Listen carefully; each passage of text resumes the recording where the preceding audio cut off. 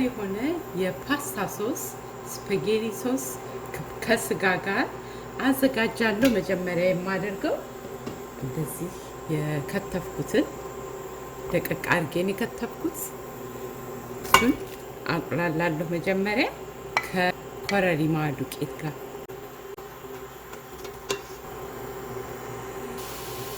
ወደ ግማሽ የሚሆን ኮረሪማ ዱቄት ጨምራለሁ። ካርደመም ፓውደር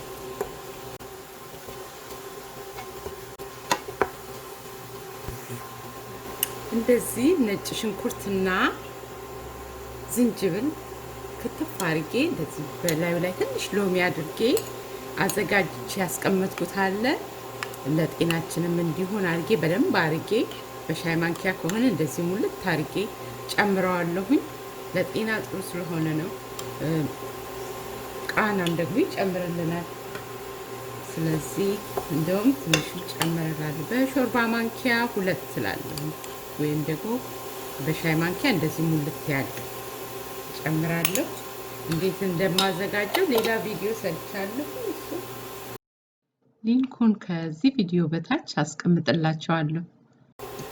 ትንሽ ሞቅ እንዳለልኝ መዓዛውን እንደለቀቀ ዘይቴን ጨምራለሁ።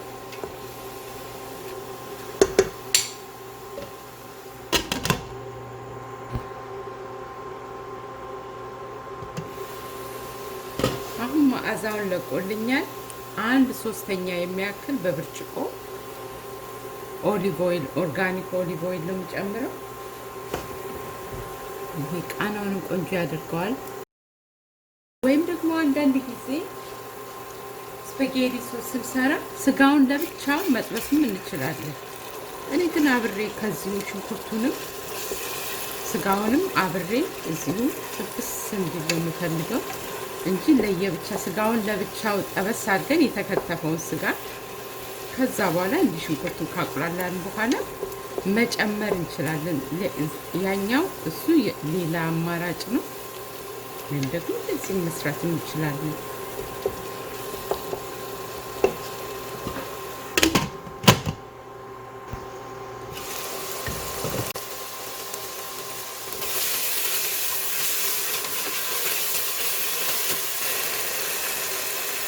አሁን ጨምረው ግማሽ የሻይ ማንኪያ ጨው ነው። አፈሽስ ሞስፋው ግን በኋላ ቀመስ እያደረግን እጨምራለሁ። በኋላ ከሚበዛብኝ ቢያንስ ይሻላል። በኋላ ማስተካከል ቀላል ነው የሚሆነው። እና ቆንጆ የተጠበሰ ነው ሽንኩርቱ።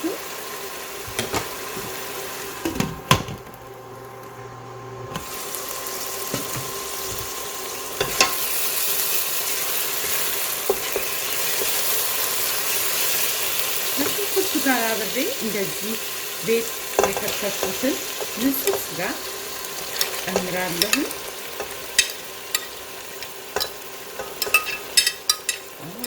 ስጋው እንዳያያዝ በደንብ ማማሰል አለብኝ። ለዚህ ነው ስጋውን ለብቻው ጥብስ ያደርጉት። ብዙ ጊዜ ግን ዘይት ጨምረን እዚህ ውስጥ ስጋውን ስንጨምረው ብዙም አያያዝም፣ ይላቀቃል ለየብቻ እና በእጃችን ደግሞ ወዲያው ቶሎ ቶሎ ማማሰል ነው። ያለበለዚያ አንድ ላይ ይሆንና ትልቅ ትንሽ ሆኖ ይታያል ማለት ነው ስጋው። ስለዚህ አማስለዋለሁ ገና ሳይበስል በደንብ አብዋት ይደዋለሁ።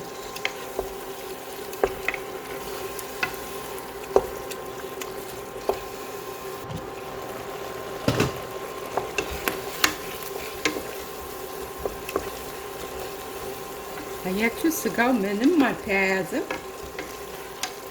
ከሽንኩርቱ ጋር አብሮ ቆንጆ ሆኖ ይበስላል።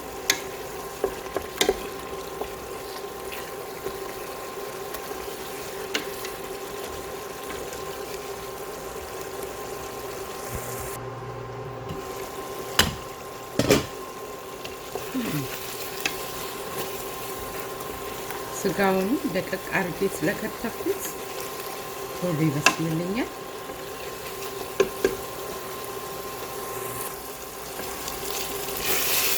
እንደዚህ ጥብስ ሲል ይሄን በኋላ ሌላ ቪዲዮ ላይ እንደነገርኳችሁ ጣዕሙን ያጣፍጥልናል።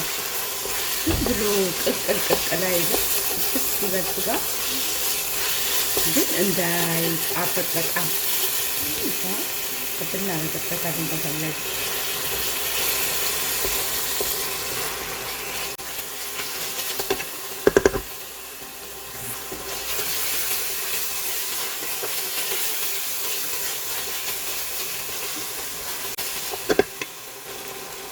እንደዚህ ስጋው ጥብስ ካለልኝ በኋላ ቶሜቶ ፔስት ነው የምጨምረው። በሙሉ ነው የምጨምረው ስጋው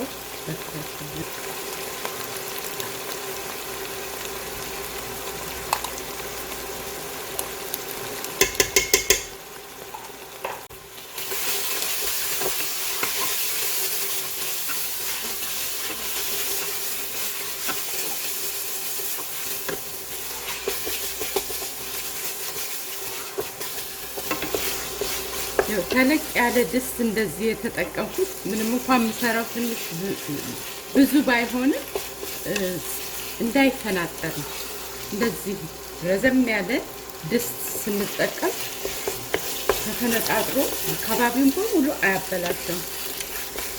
ያው ኩክ ሳደርግ አንዳንድ ፊት አችሁ ብዬ ነው።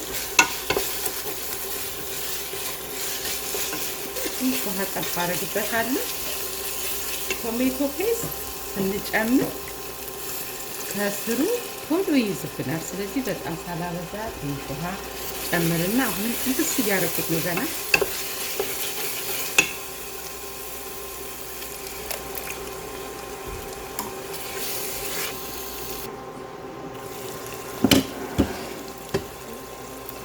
ይሄ ራሱ በደንብ ከተቁላላ በቂ ለስጋ ሶስ ለበቃ ለፓስታ ላይ ይሄንን በደንብ አቁላልተናል።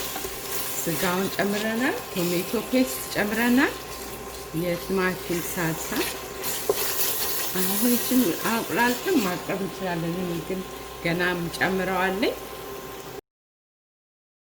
ቶሜቶ ቤዝል ማሪናራ የሚል የቲማቲም እንደዚህ ይሄንን ጨምራለሁ። ሌላ ቲፕ ልሰጣችሁ የምፈልገው መክፈት ብዙ ጊዜ አስቸጋሪ ነው። እንደዚህ ስታደርጉት ክፍት ይላል። በዚህ በማንኪያ ነው የምከፍተው። ምንም ከእውነተኛ መክፈቻዎቹ ይሄ ቀላል መክፈቻ ነው። ያ ብዙዎቻችሁ ታውቃላችሁ፣ ግን ለማያውቁ ቢኖር አንድ ሰው ከረዳ ይሄን ቲፕ አካፍላችኋለሁ። ከዛ ሶሱን እንደዚህ ጨምረዋለሁ።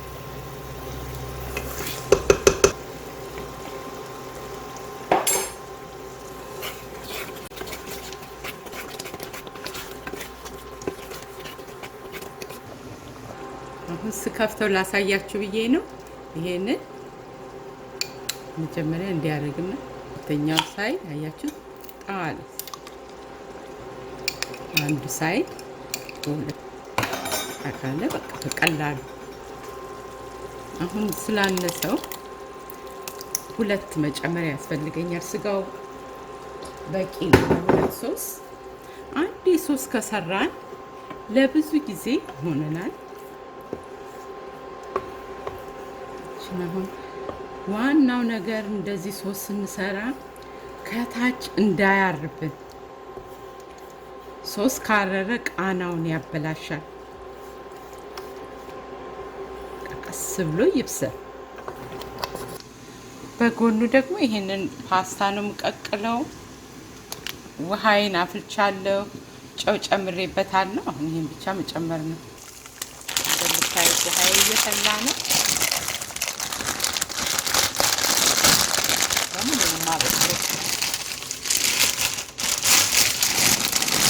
ይሄንን ይወዱታል።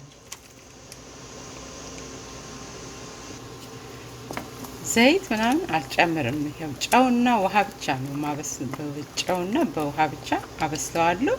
እንዴት አበሳሰሉን ፓኬጁ ላይ ተጽፏል። ፓኬጁን መከተል ነው። ለምን አንዳንዳችን ግማሹን ብቻ ነው የምንቀቅለው፣ ሙሉን የምንቀቅልም አለ።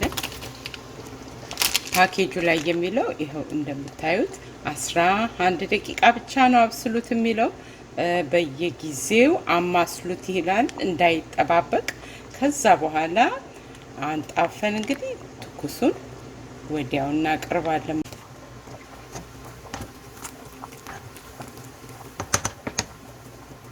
ቀስ አድርጌ ነው የማማስለው። ለምን መሰላችሁ? እሳቱንም ቀንሼዋለሁ። በጣም ይፈናጠራል። ለዚህ ነው ረዘም ያለ ድስት መጠቀም አለብን ያልኩት። ትንሽ ብላክ ፔፐር፣ ቁንዶ በርበሬ ሳይበዛ በትንሹ ጨምራለሁ። የቅርንፉድ ዱቄት ጨምራለሁ። ሲነመን ፓውደር አሁን አዋህደዋለሁ። ይሄ ቆንጆ ነው። ወደ ኔክስት ዴይ በሚቀጥለው ቀን ቃናው እየጣፈጠ ባደረ ቁጥር ስፓጌቲ ሶስ እየጣፈጠ ነው የሚመጣው። አሁንም ቀስ አድርጌ አንተከትከዋለሁ። በዚህ ላይ መጀመሪያ ዘይት በርከት አድርጌ መጨመር ፈልጋለሁ ካለን መጨመር እንችላለን። ግን ይሄ ዘይት ሲበዛም ብዙ ጥሩ አይደለምና ይሄ በቂው ነው አለው። ዘይት ያው 1/3 ብርጭቆ ጨምሬበታለሁ። አሁን ትክትክ ይበል። ቀስ አድርጌ ቀንሽ እሳቱን። ከማውጣቴ በፊት ትንሽ ፓርስሌ እንደዚህ ጨምርበታለሁ።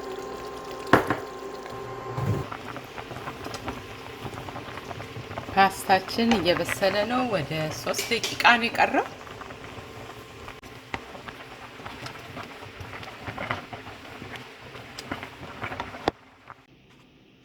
ጨርሻለሁ። ይሄን የመሰለ ሶስ ሰርቻለሁ። ፓርሜዛን እዚህ ጋር አለኝ፣ ፓርስሊ አለኝ። እዚህ ፓስታ የደረሰ አለ። እዚህ ሳህን ላይ አወጣዋለሁኝ።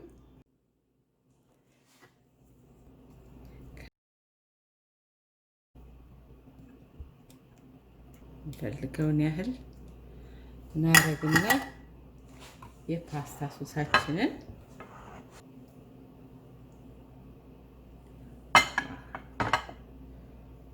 እዚህ አድርገን በላዩ ላይ ትንሽ ፓርስሊ እናረጋለን። ፓርሜዛን ቺዝ እኔ ወዳለሁኝ። እዚህ አድርገን